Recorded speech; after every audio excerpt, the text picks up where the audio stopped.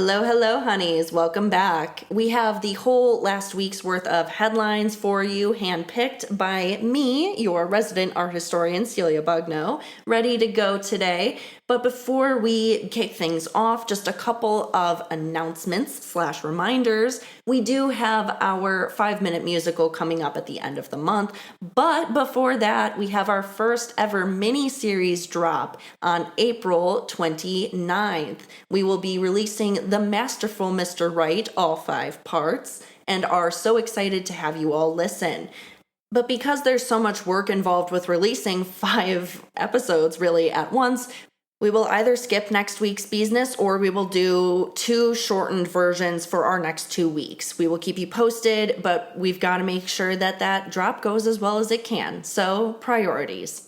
And with no further ado, your Beesness.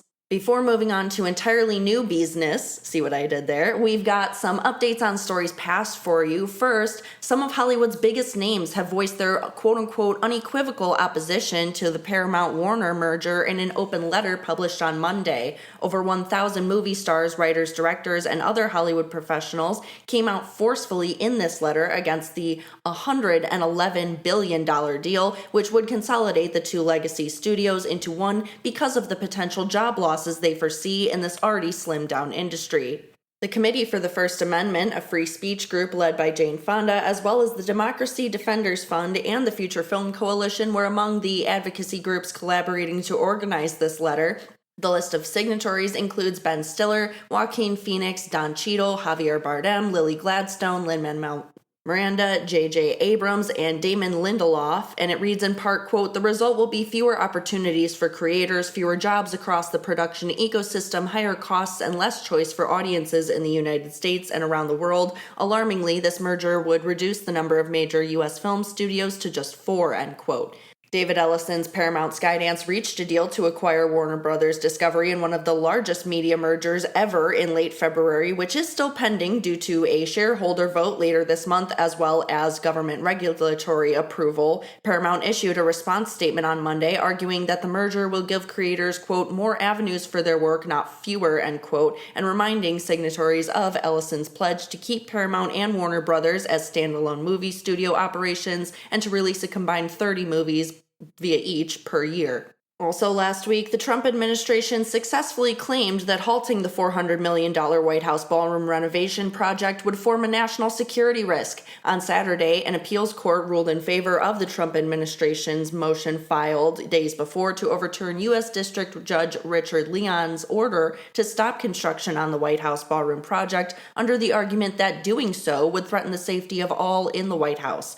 Reuters cites the motion as stating that the White House is currently, quote-unquote, open and exposed, which, quote, threatens grave national security harms to the White House, the president and his family, and the president's staff, end quote. The Associated Press writes that the court said it did not have enough information to decide how much of the project can be suspended without jeopardizing the safety of the involved parties. But this Trump administration motion seemed a bit unnecessary and like a bit of a ploy, as Leon had suspended already enforcement of his order for 14 days to allow the administration to appeal the decision in the first place, plus, quote, reviewed the administration's national security argument and exempted any construction work necessary for the safety and security of the White House, end quote, according to Art News. The fate of the motion, and thus potentially the project, was decided by 3 judges: Obama appointee Patricia Ann Millett, Trump appointee Naomi Rao, and Biden appointee Bradley Garcia, who reviewed the motion and extended this suspension to April 17th. And the why they did so is why we care. They did it because they want the Trump administration to have the opportunity to get a Supreme Court review on whether the project can continue, meaning we were right. The administration is choosing the easier path of a court win rather than Congress approval. And the why we care number 2. This appeals panel noted how much of the government's concerns focused on that below ground security work and seems to suggest that those security upgrades, which the White House originally argued were, quote, distinct from the construction of the ballroom itself and could proceed independently, end quote, are in fact, quote unquote, inseparable from the project as a whole. And the Trump administration unveiled its latest plans for the proposed 250-foot tall triumphal arch. The so-called Arc de Trump is intended to celebrate the United States' 250th anniversary, which may be why it is so very tall, but it would still totally visually dominate the Lincoln Memorial from its position across the Potomac River in a traffic circle in line with the Arlington National Cemetery. Like his library, the renderings featured a whole lot of gold, portraying two golden eagles flanking a massive golden angel on top, which Trump has said was Lady Liberty, with four golden lions sat at the structure's base. Bit of a Freudian slip there, sorry. The Washington-based architecture firm Harrison Design submitted these plans to the Department of the Interior for review on April 16th. And it will almost definitely pass that review because the Commission of Fine Arts, the federal design body in charge of approving the project, is composed entirely of Trump appointees. And the upcoming Obama Presidential Center has announced the final round of artist commissions, which will decorate its Southside campus when it opens in June. These new commissions, some of which are directly inspired by Barack and Michelle, will be realized by Ngedeka Akunyili Crosby, Maria Magdalena Campos Pons, Jeffrey Gibson, Rashid Johnson, and many others. The Why We Care here, those artists bring the total number of new works produced for the center's 19.3-acre campus to 30 from 22 previously announced ones. We had touched on this headline in our previous Beesness, but received much more information last week. And in incredibly exciting and relieving news, we learned that the Institute of Museum and Library Services has been saved from defunding after a legal challenge succeeded, according to an April 9th press release from the American Library Association, or the ALA, the U.S. Department of Justice and the ALA, plus the American Federation of State, County, and Municipal Employees, the nation's largest union of cultural workers, have reached a settlement in that lawsuit against the Trump administration, which defeats the latter's plan to dismantle the institute itself. According to our sources, the deal not only requires that previously terminated grants be reinstated, that staff reductions be reversed, and includes a stipulation that the administration refrain from further action against the IMLS. The, quote, settlement ensures the agency will continue awarding grants, conducting research, and supporting the operation of libraries and museums, end quote. This is an enormous win, honeys, for the American humanities in the current context. It is also the result of enormous work by advocates and people like you. Multiple legal efforts were launched in 2025 to halt the agency's shutdown. These efforts included a temporary restraining order issued by a federal judge and a lawsuit filed by 20 state attorney generals. But Lee Saunders, president of that union, credited the organization's members with their success. The Institute of Museum and Library Services, I'll remind you, is the only federal agency that provides resources to those institutions across all 50 states and U.S. territories as of 1996, the year of its establishment. We are so very grateful that they will continue to do so. We also heard that Seoul's Centre Pompidou, 3 years in the making, will open in June. Le Quotidien de l'Art says that the Centre Pompidou Hanwha in Seoul's Yeouido neighborhood will open in a disused aquarium on the 4th. It is the result of a 4-year partnership agreement between the French Contemporary Art Museum and a nonprofit arts org, the Hanwha Foundation of Culture, established by South Korean finance and retail conglomerate Hanwha in 2007. Le Monde, the first to report on the expansion's rumors, quoted Hanwha as paying 20 million euros, or roughly 23.1 million US dollars, to license the Centre Pompidou brand. That may be why it was visited by French President Emmanuel Macron, the country's culture minister, and the president of the Centre Pompidou on April 3rd. Meanwhile, UA News broke the headline that Ukrainian President Volodymyr Zelensky signed a decree on Friday of last week which imposed sanctions on 5 Russian cultural figures who are involved with the organization of the 2026 Russian Pavilion at the Venice Biennale, including Commissioner Anastasia Karneva and Mikhail Shvydkoy, Russia's delegate for international cultural exchanges and a former cultural minister. The Ukrainian government characterized them as, quote, figures who justify the aggression and spread Russian propaganda at international events, end quote, in their statement about the decree. Also named were violinist Valeria Oleanik, singer Ilya Tadakov, and vocalist Artem Nikolaev. We've kept the honeys up to date on this constant, escalating criticism of Russia's planned participation in the Biennale by figures in both the art world and politics, but Shvaidkoy told Art News last month that the Russian pavilion will go on as planned despite any sanctions that might be enacted ahead of the Biennale's opening in May. While we do not yet have word from the Venice Biennale itself, Władysław Wlaziuk, an advisor to Zelensky on the country's sanctions policy, stated, quote, "Either you oppose the Russian regime and have access to the cultural space of the free world, or you serve propaganda, face sanctions, and take part in the Cucumber Festival," end quote. Now, with sanctions in play, the Venice Biennale's standing defense of "there are no sanctions, we can't kick them out," has evaporated. We all are wondering what they will do next. Meanwhile, in Spain, El País reports the increasingly political clash over the Basque regional government's request to borrow Pablo Picasso's Guernica for an exhibition at the Guggenheim Museum in Bilbao has gotten even more heated as of last week, with insults traded between the president of the Madrid governing body, Isabel Díaz Ayuso, and the Basque Nationalist Party leader, Aitor Esteban. The former said, quote, "It makes no sense for everything to be returned to its origin. It represents a provincial mindset when culture is universal," end quote, while the latter accused Ayuso of being the quote-unquote provincial one for viewing, quote, "having a beer on a terrace as a national statement," end quote. In an apparent reference that I am not familiar with, admittedly.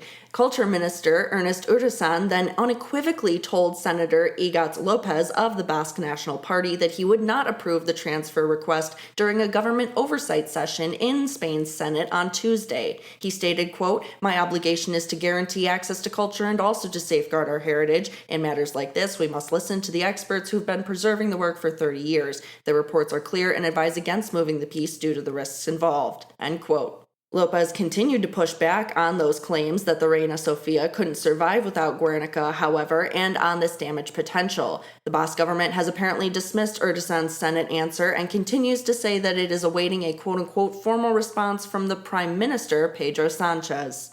We also learned that some Frida Kahlo artworks are heading home. The publication DPA reports that these works and other modern Mexican artists' works in the 160 object Gelman collection, currently on loan to Spain, will be returned to Mexico in 2028 following strong protests by professionals in Mexico's arts community who took issue with the initially vague plans to export the collection for an apparently indefinite period of time to the Santander Bank's new cultural center in Spain, the Faro Santander. As a listed national treasure, the pros are right. Kahlo's works are protected, and that means they can only leave Mexico temporarily, which is why we care. Number one. The good news, however, is that the collection's administrators are finally getting in compliance with Mexican law by agreeing on a set timeline for the artworks' return. Speaking of things heading places, a piece of the Eiffel Tower is headed to auction on May 21st. The 14-step section of the original staircase measures nearly 9 feet tall and over 5 feet across. It was dismantled in 1983 when elevators were installed, and it's going up for auction in Paris with an estimate of $140,000 to $175,000 US. And while we're doing our announcements of new news, a couple of obituaries here. The first is for Picasso's daughter-in-law, Cristina Ruiz Picasso, who passed away on April 6th at age 97 in her home in Provence, France, according to the Europa Press. The Museo Picasso Malaga described her as a, quote, essential figure in the creation of this institution, which was a lifelong dream of the artist and a tireless advocate of the artistic legacy of Pablo Picasso, end quote. She was the artist's daughter-in-law. And the second is for Celeste Dupuy Spencer, whose death on Saturday morning was announced by the Jeffrey Deitch Gallery, which will open a show of her work in LA next week, but did not state a cause. Writes Art News, quote, Dupuy Spencer moved freely between unflinching images of protests and tender pictures of intimacy. She was just as likely to paint a fallen Confederate monument as she was to capture sexually frank images of lovers in bed, end quote. The Italian winemaker Ornellaia, however, located near the medieval town of Bolgheri, has revealed the designs that Marina Abramovic has created for its 2023 standard 750-milliliter bottle, as well as its limited batch of larger 3-liter, 6-liter, and 9-liter bottles as part of the vintner's Vendemmia d'Artista project. Each size features a different artwork, and several of these limited edition bottles will be auctioned in June at Bonhams. The proceeds will go to the Guggenheim Museum's upcoming June exhibition, Guggenheim Pop 1960 to Now. We also learned that the Knight Foundation has named its 2026 recipients of its $50,000 Art Plus Tech Fellowships. The annual program supports artists exploring fresh approaches to technology and new media, and is administered by the United States Artists. It revealed the 5 recipients of its 2026 Arts Plus Tech Fellowships on April 8th. Along with that unrestricted prize, each gets access to financial planning assistance, which is a major benefit and innovation of this award. The fellowship program has assisted 25 artists working across multiple practices since its 2021 establishment. We also heard that a quote-unquote time capsule trove of World War II era photographs by Lee Miller and Cecil Beaton was uncovered last week. The Times of London said the collection surfaced in a carefully preserved personal scrapbook by the photographer's former assistant, Roland Haupt, who handed them down to his descendants. This includes the iconic photo of Miller in Hitler's bathtub, her way of quote-unquote sticking 2 fingers up at Hitler, according to Miller's son. It is now headed to the new owner, the University of Oxford's Bodleian Libraries, which ties nicely into the history of this photographic relationship. Quote, both Miller and Beaton sent their films to Haupt in London to be printed from their various far-flung locations, end quote, according to Art News. The Why We Care Here, the finding of this collection of photographs, is being celebrated by the arts community as the discovery of one of the largest photographic records of that period in history. And it's been a little while since we had a racy headline, but here's one for the honeys. The Valkhof Museum, a Dutch museum, made the very interesting find of an ancient Roman phallus, an 8-inch one no less, during a massive government-funded inventory project in a forgotten collection of 16,000 boxes containing various archaeological finds. This ancient sculpture was carved from a yet undetermined type of bone, but, quote, may be the first of its kind to be discovered, as the Romans often crafted the same subject matter out of stone or metal rather than organic materials, the museum noted, end quote, according to Hyperallergic. And that's kind of important because, despite the connotations of today, the Getterland archaeologist Ilse Schuring explains that Romans frequently depicted genitalia as symbols of fertility or protection, so it's not necessarily sexually symbolic. Also last week, the China Daily reported that excavations over the last 2 years at the Shandong Tao archaeological site have unearthed approximately 1,000 artifacts linked to the bronze industry under the Zhou dynasty, which was central to the development of early Chinese civilization. The Why We Care Here, even though these objects, arrowheads, knives, broken clay molds, are not necessarily the sort that museums often drool over, they're much more humble, they do suggest a major metalworking site near the Yangtze River. Archaeology professor at Nanjing Normal University, Wang Shigao, and his team also found evidence of a state-run system of smelting and casting, which would reflect an impressive supported model of industry. Wang also explains, quote, in that era, bronze technology represented national strength and the industry was strictly managed by governments. Whoever controlled bronze could produce superior weapons and tools, end quote, so this provides us with a new sense of the Zhou dynasty's strength. Also, a new study is arguing that dice are 6,000 years older than previously believed. The journal American Antiquity published new research last week positing that the first dice appeared much earlier than we in the field thought, more than 12,000 years ago. In fact, Colorado State University archaeologist Robert J. Madden, the author of the study, identified 600 plus wood or bone objects discovered in the USA, which had an unusually decorative mark on one side and a blank opposite as a type of two-sided dice crafted by Native Americans, and apparently cross-referenced these theories with Stuart Coulin's 1907 book, Games of the North American Indians, which outlined diagnostic attributes for 293 dice sets from across North America. However, not everybody agrees. These 600 plus objects were rather quote-unquote binary lots used for social and cultural exchange between unfamiliar tribes, asserts professor of anthropology at the University of California, Jelmer Eerkins. She added that she believes more context about the pieces' locations is necessary to determine their function.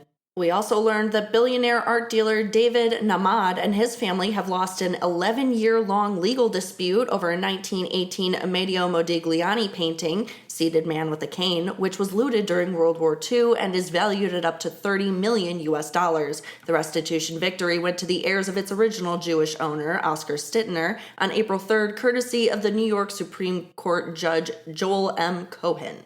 The artwork was taken from the Jewish antiques dealer Paris shop as he fled the Nazi invasion of France during World War II, and his grandson, Philippe Maestracci, filed a lawsuit in the New York courts seeking to regain the canvas with the help of the company Mondex, which specializes in recovering looted art from a Namad family-linked holding company which purchased it at a London auction in 1996. Judge Cohen put the blame on the auctioneer, Christie's, saying that the auction house had provided bad information, unintentionally or not, regarding the painting's provenance at the time of the sale, even though Namad acted in good faith. We also heard that Greece has introduced a new law to combat art forgery and vandalism. Approved by the parliament in late January, the legislation broadens the legal definition of art-related fraud to encompass provenance, condition, and attribution issues, clarifies what constitutes protected cultural property while extending coverage to, quote, cinemas of historical importance, unquote, and establishes an independent registry of art forgery experts within the Culture Ministry to appraise and archive cases. This legislation also sets strict criminal penalties determined by the severity of the offense, including prison sentences of up to 10 years and fines of up to 300,000 euros in the most serious cases. It also specifies that verifiably counterfeit works are subject to destruction. The new law would stipulate that the ministry work with academic, business, and legal professionals to try and prevent the recirculation of counterfeits, hence that destruction, and to promote transparency in their transactions as a means of ensuring the integrity of provenance and fostering a more trustworthy art market.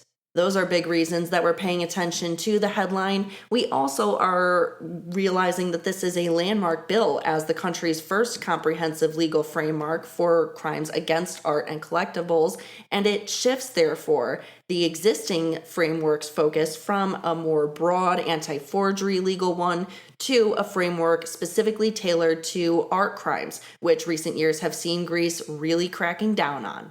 We also received word of a series of closures and reopenings and selection of architects for new wings of museums last week. The art newspaper reported that a little over 6 years after being targeted by arsonists during wide-ranging citizen protests in Santiago, Chile against the government, the Violeta Parra Museum has reopened once more. London's National Gallery announced this week that the Kenga Kuma architects were selected for the new wing of the institution, beating out 64 others for the chance to shape the entirely new 750 million pound wing to be opened sometime in the early 2030s. We learned the Brentwood location of LA's Getty Center will shut its doors for 1 year of renovations beginning in 2027, mid-March of next year, that is, while the Getty Villa remains open and displays works from the Getty Center's collections. That major renovation will be the first since its opening in 1997. And finally, we learned that the Robert Rauschenberg Foundation estate was sold to a Florida resort. South Seas, located on Captiva Island, reportedly spent $45 million on the deal to purchase all 22 acres of the property located on the same island. They announced the sale March 31st. We're going to focus in on this one a little bit because many in the local community, especially, wanted to see the artist's property historically preserved, as Rauschenberg is one of the most important 20th century American artists. Though the Rauschenberg Foundation explained in a 2025 press release, quote, a sustainability assessment confirmed that safeguarding the property would require substantial additional investment and site modifications without ensuring the property's long-term resilience or reducing the likelihood of future costs, end quote. The Captiva Civic Association called this a, quote, grievous betrayal by the Rauschenberg Foundation, end quote, in their news release, per the Fort Myers News Press. We also heard, honeys, that the long legal saga between artist Ryder Ripps and the Bored Ape Yacht Club finally has ended, with the parties reaching a confidential settlement on Tuesday of last week to resolve this lawsuit resulting from Ripps' efforts to prove that the Bored Ape Yacht Club had saturated their NFT series with racist imagery, i.e. Prussian helmets and safari hats tied to alt-right culture, at the height of the NFT craze in 2022. Yuga Labs repeatedly denied these claims while emphasizing the diverse backgrounds of its founders. Ripps claims that he escalated the effort by then selling nearly identical NFTs to the Bored Ape Yacht Club, when Yuga Labs subsequently sued him for trademark infringement, cybersquatting, and false advertising. The one thing both parties admitted to is that they've agreed to a permanent injunction against Ripps and his artistic partner using any trademarks or images owned by Yuga Labs. International tensions are rising, however, over a proposed New Zealand statue commemorating quote-unquote comfort women who were forced into sexual slavery. The bronze sculpture in question was donated to the Korean Cultural Garden at Barry's Point Preserve in Auckland by the Korean Council for Justice and Remembrance. It commemorates an estimated 200,000 women forced into sex trafficking in Japanese military brothels between 1932 and 1945, known as quote-unquote comfort women. The majority of these were Korean. The minority included Chinese, Southeast Asian, Japanese, and European women. The sculpture here depicts a seated girl. This is not the first sculpture of its kind, and unsurprisingly, the rising number of them is drawing negative attention to the commemorations as well as to, obviously, the thing they commemorate. Auckland authorities are still deciding whether or not to proceed with this commission, as Japan has repeatedly called for the removal of the first one installed in Seoul in 2011 and others since. The Japanese embassy has described this particular upcoming statue as part of a quote-unquote anti-Japan movement. Art News reports that Japan's ambassador to New Zealand, Makoto Osawa, said the planned memorial was quote-unquote needlessly stirring up this chapter of history, while warning that it could harm diplomatic relationships between Japan and South Korea in addition to Japan and New Zealand.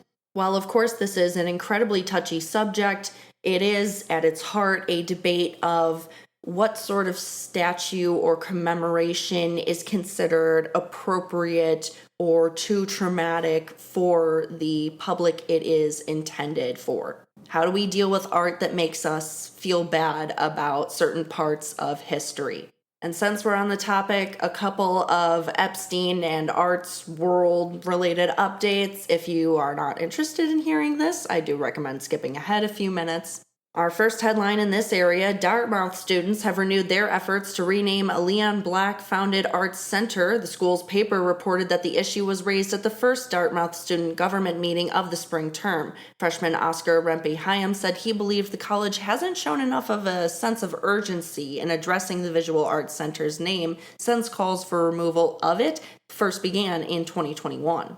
Rempe-Hyam had also drafted a statement to Dartmouth about the matter, hoping to put more pressure on the school. The building was funded via a donation from Black, a billionaire investor and longtime associate of convicted sex offender Jeffrey Epstein. Artforum notes, quote, Black has himself been accused of committing acts of sexual abuse and rape by many women, end quote. Also now on the crap list, trustees of a renowned West Coast artist residency who visited Epstein's infamous island. Board members of the esteemed Jurassic Resident Artists Program in California's Santa Cruz Mountains, Michael Molesky and Alexander Maxwell Jurassic, nephew of Ghislaine Maxwell, visited the notorious private island 2 years after Epstein's first conviction for soliciting prostitution from a minor in 2011. A former Jurassic Program employee, speaking under anonymity, told Hyperallergic prior to the release of the Epstein files that the board members' visit to the Little St. James Island was known by staff and residents and openly discussed even, but that staff were discouraged from bringing it up in the presence of Maxwell Jurassic. And so we've arrived at our last story for the day. A rarely seen portrait from Wilfredo Lam's early career has become the first painting by a Cuban artist to enter the permanent holdings of the Hispanic Society Museum and Library. It is notable for its creation date. It was completed just before the artist's transition from representational portraiture to something more surrealist. And the museum's director and CEO, Guillaume Kynes, also stressed the importance of the fact that this is an image of a kid, which lends that category of viewers some visibility and hopefully gets youths to engage further with the artworks. An ever honorable goal.